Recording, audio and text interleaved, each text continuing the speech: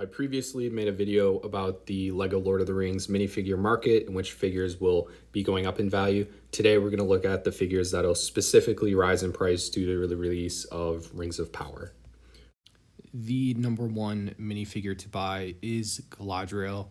When I made my last video, I didn't have all the details about the Amazon show. We didn't know much about it, but I did know this character would be in the show and probably play a significant part.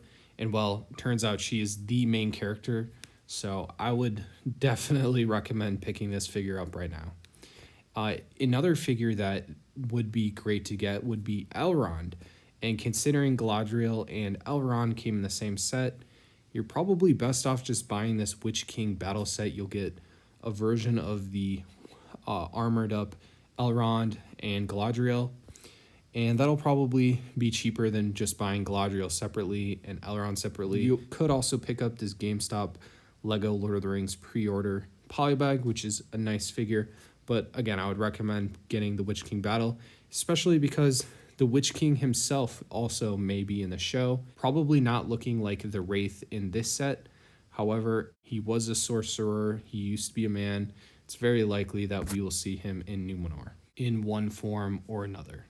In a similar vein, we have the Mouth of Sauron. He was also a Black Numenorian. Now, he may not have technically been alive during this time period, but from what I understand, Amazon is compressing the timeline thousands of years into one human lifetime. So if I had a bet, Mouth of Sauron is going to be in the show. Maybe not in season 1, but down the line, I would assume he would be. So those are some good figures, but in my opinion, one of the strongest Lord of the Rings minifigures is this Aragorn, King of Gondor, who comes in the Black Gate set. Of course, Aragorn won't be in the show. However, we will see Numenor and his ancestry in Elendil and Isildur. So I would imagine Aragorn would be a great figure to get. And if you're already getting the Mouth of Sauron, you might as well just pick up the Black Gate set. You'll get Mouth of Sauron, Aragorn, and Gandalf the White, which is my personal favorite LEGO Lord of the Rings figure, and a pretty solid set overall. So highly recommend picking that set up. Now, it's not out of the question characters like Thranduil, Legolas, Haldir show up. However, there's not really anything that we know that they did in the Second Age, and no reason for Amazon to have them.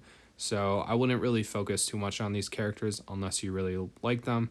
Overall, my advice would be buy the figures that you want, buy the sets that you want to buy, and if they happen to be in the Amazon show, that's probably a plus. For the record, I do think the show will be garbage based on what I know about the Tolkien Legendarium and what I've heard about the leaks for the show, and those two not really having much to do with one another. But I'm sure some of you are interested, so I still wanted to make the video, and more importantly, this show will bring more hype to Lord of the Rings and Tolkien. And that includes LEGO Lord of the Rings. So like I said in the previous market analysis video, expect everything to be more sought after, not just the figures I named. And again, if you're looking after high value figures, go after those in addition to the ones that I mentioned in this video. Another bomb was Embracer bought the rights to make merchandising items, so they would be the ones that LEGO would have to sign a contract with to make the LEGO set or LEGO license reappear. Doubt that's going to happen, but something to keep an eye on. So thank you guys for watching. Hope you enjoyed the video. Have a good one.